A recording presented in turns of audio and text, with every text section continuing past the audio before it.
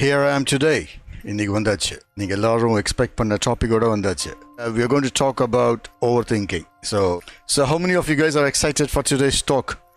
Unanimously, எல்லாருமே வந்து maximum votes both in Instagram as well as community postல வந்து overthinking பற்றி தான் கேட்டிருக்கீங்க. அதுலேயே தெரியுது எவ்வளோ பேர் ஓவர் திங்க் பண்ணுறோம் அப்படிங்கிறது அதுலேயே தெரியுது. எல்லாருமே அட்டன் பண்ணீங்க. Overthinking has become a habit for us, isn't it? So we will start from our basicலேருந்து ஆரம்பிப்போம். overthinking. நான் லைஃப்பில் எப்படி இருந்தேன் overthinkingனால அப்படிங்கிற பர்சனல் ஸ்டோரி கூட ஷேர் பண்ண போகிறேன் நான்.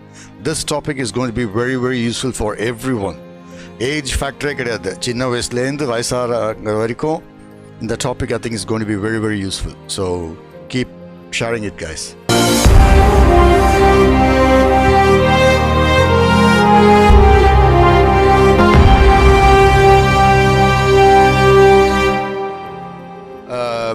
என்னோட லைஃப்பில் நான் என்ன ஸ்ட்ராட்டஜிஸ் நான் யூஸ் பண்ணேன் ஓவர் திங்கிங்லேன்னு வெளில வரத்துக்கு, அது எப்படிலாம் ஹெல்ப் பண்ணித்து, அண்ட் அதோட பேசிக்ஸ் என்ன, எதனால நம்ம வந்து ஓவர் திங்கிங் அப்படிங்கிற ஸ்பெக்ட்ரம்குள்ளே போகிறோம் அப்படிங்கிறதெல்லாம் வந்து நம்ம இன்றைக்கி பேசலாம். I mean that's what we are going to talk about today. It's practical strategies. ரொம்ப கஷ்டமான விஷயம்லாம் இல்லை பண்ணுறதுக்கு. ரொம்ப ஈஸியாக பண்ணுற விஷயம் தான் இது எல்லாமே.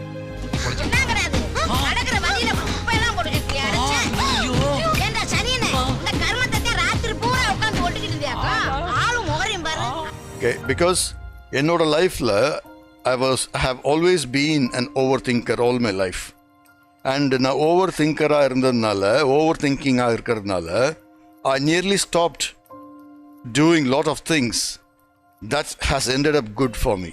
For example, இப்போ என்னோட பிஸ்னஸ் இருக்கு இல்லையா, அந்த பிஸ்னஸ் நான் ஸ்டார்ட் பண்ணுறதுக்கு நான் அவ்வளோ யோசிச்சிருக்கேன். நான் இது பண்ணலாமா, இது பண்ணாக்க சக்ஸஸ் வருமா, இல்லை ஃபண்டு கிடைக்குமா, இல்லாட்டி நம்ம எப்படி பண்ண போகிறோம் அப்படிங்கிற மாதிரி நான் ஆரம்பிக்கிறதுக்கு முன்னாடியே நான் நிறைய திங்க் பண்ணியிருக்கேன் நான். அண்ட் இன்னொரு எக்ஸாம்பிள் சொல்லணுன்னாக்கா, இப்போது நம்ம யூடியூப் சேனல் இருக்கு இல்லையா, இது மாதிரி ஸ்டார்ட் பண்ணி இந்த மாதிரி டாக்ஸ் கொடுக்கறது வந்து இது வந்து யூஸ்ஃபுல்லாக இருக்குமா, இது வந்து நிறைய பேருக்கு அது ரீச் ஆகுமா, நம்ம இது மாதிரி சேனல் ஸ்டார்ட் பண்ணி பேசலாமா அப்படிங்கிற மாதிரி I used to think a lot. இந்த கண்டென்ட்லாம் போகிறதுக்கு முன்னாடி நான் நிறைய யோசிச்சிருந்தேன், இது பண்ணலாமா இது வேண்டாமா அப்படின்னு. அதை விட முக்கியமான விஷயம் என்னன்னாக்கா, என்னோட ஒய்ஃப் இப்போ இருக்கா இல்லையா, 19 years of marriage for me. I used to think a lot before I called her for my first date. என்னோட ஃபர்ஸ்ட் டேட் அவளை கூப்பிட்றதுக்கு ரொம்ப யோசிச்சிருக்கேன் நான். ஒருவேளை நான் முன்னாடியே கூப்பிட்டுருந்தாக்க இத்தனை நேரம் எனக்கு 21 years of marriage கூட ஆயிருக்கலாம். we don't know, right? But நான் அந்த ஆங்கிள்குள்ளேயே போக விரும்பலை நான். But I used to think, இது நம்ம கூப்பிட்டாக்கா அவள் எஸ் சொல்வாளா நோ சொல்வாளா அப்படிங்கிற மாதிரி அந்த ஒரு ஓவர் திங்கிங்லேயே இருந்திருக்கேன் நான். So I've actually been an over thinker all my life என்னோட ஸ்டார்டிங் ஸ்டேஜஸில். ஸோ அதுலேருந்து நான் என்ன கற்றுண்டேன்னா, அதுலேருந்து எவ்வளோ கற்றுண்டு எவ்வளோ இம்ப்ளிமெண்ட் பண்ணேன், what is the benefit that I've got from it அப்படிங்கிறது நம்ம இன்னைக்கு we will talk about this in detail today. முதல் விஷயம், வாட் இஸ் ஓவர் திங்கிங்? யாருக்காவது தெரியுமா ஓவர் திங்கிங்னா என்ன அப்படிங்கிற டெஃபினிஷன்? யாருக்காவது தெரியுமா? டிஃப்ரெண்ட் டைப்ஸாக நீங்கள் எக்ஸ்பிளைன் பண்ணுவீங்க, பட் ஸ்டாண்டர்டாக ஓவர் திங்கிங் அப்படிங்கிறதுக்கு ஒரு டெஃபினிஷன் இருக்குது. நீங்கள் விக்கிபீடியாவை சர்ச் பண்ணாலே உங்களுக்கு தெரியும் வாட் இஸ் ஓவர் திங்கிங். இந்த நம்ம ஓவர் திங்கிங்கை வந்து நம்ம ஃபியர்னு சொல்லுவாங்க, சில பேர் ஆங்ஸைட்டின்னு சொல்லுவாங்க, இல்லை ஸ்ட்ரெஸ் அப்படின்னு சொல்லுவாங்க, இல்லை ஹாலுசினேஷன், அந்த மாதிரி நிறைய சொல்லுவாங்க. But all these things comes under one category called as analysis as paralysis. So analysis as paralysis is the most important thing that you all have to understand. That basically means that we stop ourselves from doing things because we let our mind control those things too much. So in the word analysis அப்படிங்கிறதுக்கான meaning பாருங்க, paralysis அப்படிங்கிறதுக்கான meaning பாருங்க. So if you start to keep analyzing over and over again, you will end up paralyzing your action, which means you will end up doing nothing. நம்ம ஒரு step கூட வச்சுருக்க மாட்டோம், நம்ம ஒன்றுமே பண்ணியிருக்க மாட்டோம். அதுதான் வந்து paralysis அப்படின்னு சொல்லி டெஃபினிஷனில் சொல்கிறாங்க. So we let our mind control those things too much. And we are sort of thinking, that more we think about it, more information we would get. எவ்வளோ பேர் இதை அக்செப்ட் பண்ணிப்பீங்க? நம்ம ஒரு விஷயத்தை பற்றி யோசிச்சோன்னாக்க நம்ம வெறும்னா அந்த விஷயம் பற்றி தான் யோசிப்போமா, இல்லைனாக்க அதுலேருந்து இன்னொரு லைன் எடுத்து அதை பற்றி யோசிப்போம், அதுலேருந்து இன்னொரு லைன் எடுத்து அதை பற்றி யோசிப்போம். அந்த மாதிரி we create a ripple effect. ஒரு இடத்துல ஆரம்பிச்சு ஆனால் நம்ம யோசிக்க ஆரம்பித்தோங்கிறத மறந்து போகிற அளவுக்கு நம்ம நிறைய யோசிச்சிருவோம். So this is exactly what is called as analysis as paralysis. ஏன்னா நம்ம எடுக்கிற decision we need to act sooner than later. If you start to look at the result, you will never start. And you won't take an action, you won't take your first step.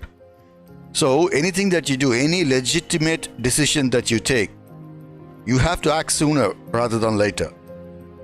So இப்போ analysis and paralysis அப்படிங்கிறது நம்ம பார்த்தோம்.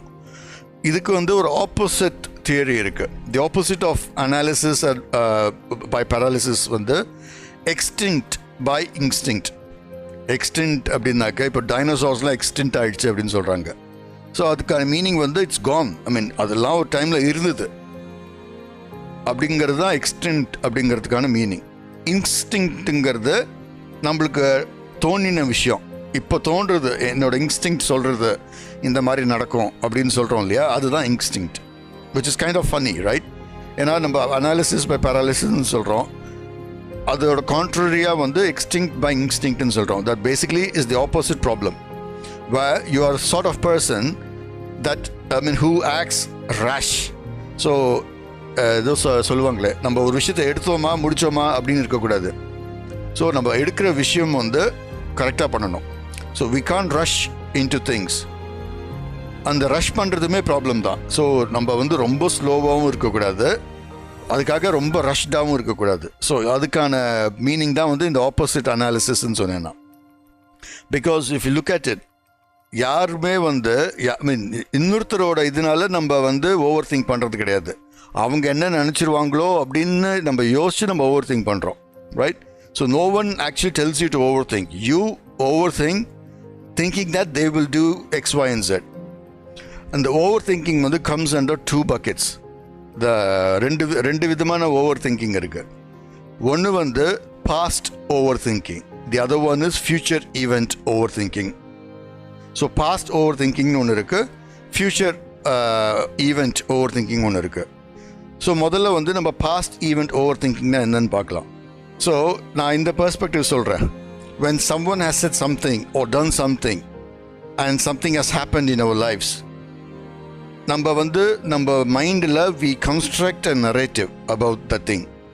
So நம்ம என்ன பண்ணுவோம்னாக்க, அவங்க அந்த மாதிரியான ஒரு பெர்ஸ்பெக்டிவ்லேயே சொல்லியிருக்க மாட்டாங்க, ஆனால் நம்ம அப்படி தான் சொல்லியிருப்பாங்க அப்படின்னு சொல்லி நம்ம we make a story out of it. We assume that this is what they have told us. எவ்வளோ பேர் இந்த மாதிரி பண்ணியிருக்கோம்?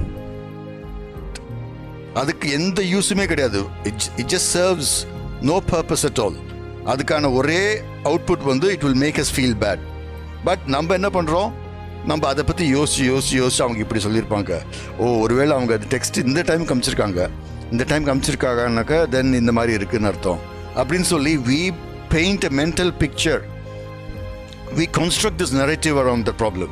நம்மளே ஒரு ஸ்டோரி கிரியேட் பண்ணி அதுக்கு ஒரு ஹீரோ, அதுக்கு ஒரு 2 சாங், 2 ஃபைட் எல்லாமே நம்மளே பண்ணிடுவோம். டான்ஸ் வேணுமா டான்ஸ் இருக்கு, ஃபைட் வேணுமா ஃபைட் இருக்கு, இருக்கு, ஃபைனலி எமோஷன் ஆல்சோ இருக்கு. பட் ஆக்சுவலாக அது அப்படியே இருந்திருக்காது. இதுதான் பாஸ்ட் ஈவெண்ட் ஓவர் திங்கிங்கிறது பேர்.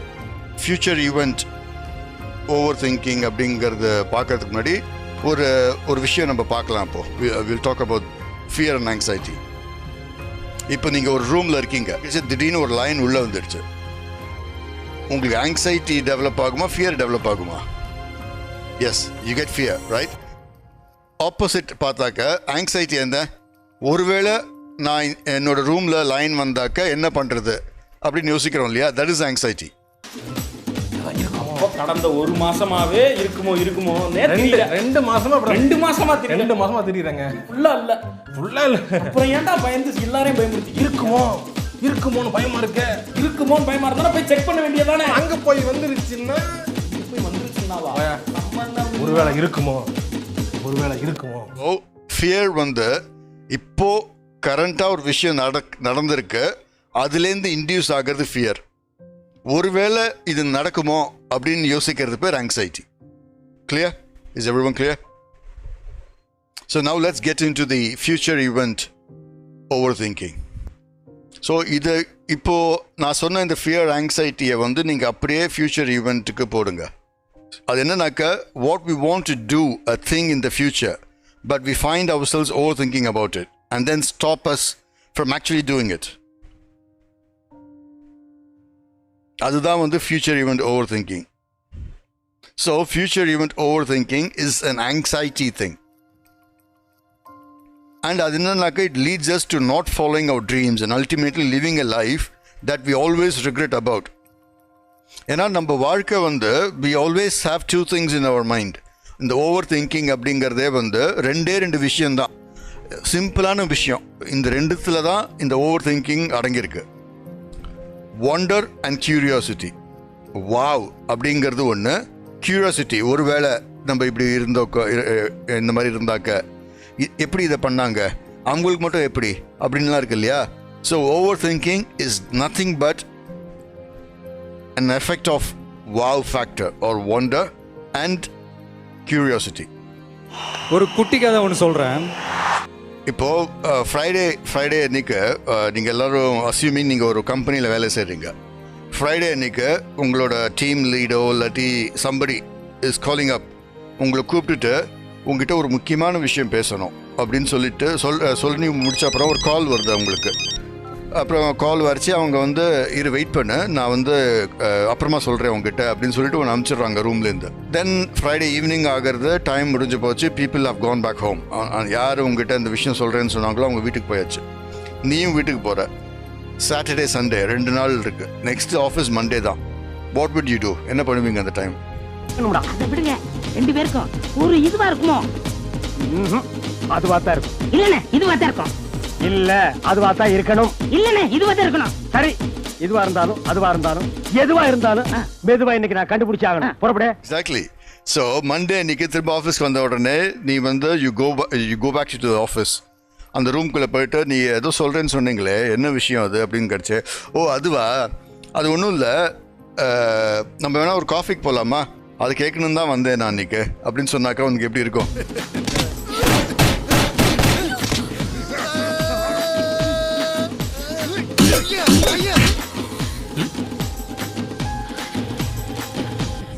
அப்படியே சேரை தூக்கி அடிச்சிடணும் போல இருக்காது? Exactly. So, in the Saturday, Sunday of your overthinking, is it really worth it? Is it really worth it? On the Saturday, Sunday, நீங்கள் உங்களோட பிளான்ஸ் எல்லாம் காம்ப்ரமைஸ் பண்ணிவிட்டு, இல்லை உங்களுக்கு ஒரு பிளான் இருந்திருக்கும், ஃபேமிலியோடு வெளில போகணும், ஃப்ரெண்ட்ஸோடு வெளில போகணும், ஏதாவது பிளான் பண்ணியிருப்பீங்க. எதுக்குமே மூடு இல்லாமல் அந்த ஓவர் திங்கிங்னால எல்லாமே அந்த precious 2 days of your time waste பண்ணியிருப்பீங்களா மாட்டிங்களா? So don't do that. அந்த டைமில் ஒருத்தர் வந்து உங்கள்கிட்ட கேட்குறாங்க, அது கேட்க முடியல அப்படின்னு சொன்னாக்க அது அந்த இடத்துலேயே நம்ம வந்து விட்டுட்டு போயிடணும். அப்படி ரொம்ப இம்பார்ட்டண்ட்டாக இருக்குது அப்படின்னாக்க they will call you back, or திரும்ப ஆஃபீஸ்க்கு மீட்டிங்க்கு திரும்ப கூப்பிடலாம், இல்லாட்டி ஃபோன் பண்ணி சொல்லலாம், இல்லை இமெயில் அனுப்பலாம், இல்லை டெக்ஸ்ட் பண்ணலாம். அப்படி நிஜமாவே ரொம்ப இம்பார்ட்டண்ட்டாக இருந்திருந்தாக்க அப்போது அது வந்ததுக்கு அப்புறமா ரியாக்ட் பண்ணால் போகிறோம். நம்ம என்ன பண்ணுறோம், அதுக்கு முன்னாடியே வந்து ஒரு வேளை லே ஆஃபாக இருக்குமா, யாரோ சொன்ன மாதிரி லே ஆஃபாக இருக்குமா, ஹைக்காக இருக்குமா, இல்லை ஒரு வேளை வந்து நம்ம ப்ரமோஷன் கேன்சல்டுன்னு சொல்ல போகிறாங்களா, இல்லை ஆன்சைட் போக முடியாதுன்னு சொல்ல போகிறாங்களா, இல்லை டீம் லீடாக இருக்க முடியாது இனிமே அப்படின்னு சொல்கிறாங்களா. அது மாதிரி நிறைய திங்க் பண்ணுவோம்ல. All this for nothing. So don't do that. இதுதான் வந்து நம்ம பண்ணுற பெரிய ப்ராப்ளமே. ஸோ நீங்கள் புரிஞ்சிக்க வேண்டியது 2 types of overthinking. past event overthinking, future event overthinking. அதே மாதிரி extinct versus instinct. இன்னொன்று வந்து ஃபியர் ஆங்ஸைட்டி. இதுக்கெலாம் நீங்கள் ப்ராப்பராக நீங்கள் என்ன அப்படின்னு பார்த்துட்டாலே வந்து I can tell you by experience. என் லைஃப்பில் நான் இதை பண்ணதுனால நான் சொல்கிறேன்னா I can tell you by experience 70 to 80% of your overthinking goes in dust. I can guarantee that. Because it is not worth it. It is not worth it. நிறைய விஷயத்தில் over think பண்ணுற. நீ ஓவர் திங்க் பண்ணுற இல்லையா stray, நான் சொன்ன டெஃபினிஷனில், நான் சொன்ன பக்கெட்டில் எங்கே அது ஃபிட் ஆகும்னு முதல்ல யோசி. நீ ஒவ்வொரு வாட்டியும் நீ ஓவர் திங்க் பண்ணுறச்சே அது எதில் வந்து ஃபிட்டன் ஆகிறதுங்கிறது முதல்ல பாரு. I can guarantee that none of the things that you're thinking about fits here. Because you don't have control of your past. The only thing that you have to do is you have control of your present. When you have control of your present, the ultimate thing that you have to do is take action. உன் life உன் கண்ட்ரோலில் இருக்குது. இப்போ உன் control கொண்டு வர அது பண்ணிட்டனாக்க you will start to take action. நீ action எடுத்துக்கிட்டனாக்க then don't look at the result. Just look at the value that you are going to get out of taking an action. Always your action has to speak louder than words. இது நம்ம நிறைய பேர் ஸ்கூலில் சொல்லி கொடுத்துருப்பாங்கன்னு நினைக்கிறேன். Action always speaks louder than words. So overthinking இருக்குனாக்க you take action. When you take action, you will 100% come over overthinking. நான் வந்துடுவேன் over திங்கிங்லேயே வந்துடுவேன்னு சொல்கிறத விட பண்ணி காமிக்கிறது தான் வேல்யூ இருக்குது. நம்ம ப்ராப்ளமே இதுதான். பாதி நேரம் மற்றவங்களுக்காக வாழ்ந்துகிட்டு இருக்கோம். அவன் என்ன சொல்லுவான், இவன் என்ன சிரிப்பான், இதெல்லாம் தேவையா? ஒரு நாள் உனக்கு பிடிச்ச மாதிரி வாழ்ந்து பாரு. அந்த சந்தோஷமே தனிஷா. சந்தோஷமா இருக்கும்போது இது எவ்வளவு நேரம் இருக்கும்னு நினைச்சோம், இருக்கிற சந்தோஷமும் போயிடும். அதனால அந்தந்த செகண்டை என்ஜாய் பண்ணி வாழணும். So I hope you guys found this useful. Interesting-ஆ இருந்ததா உங்களுக்கு? Okay people, I hope you enjoyed it. Thank you guys. Thank you all so much. Bye bye.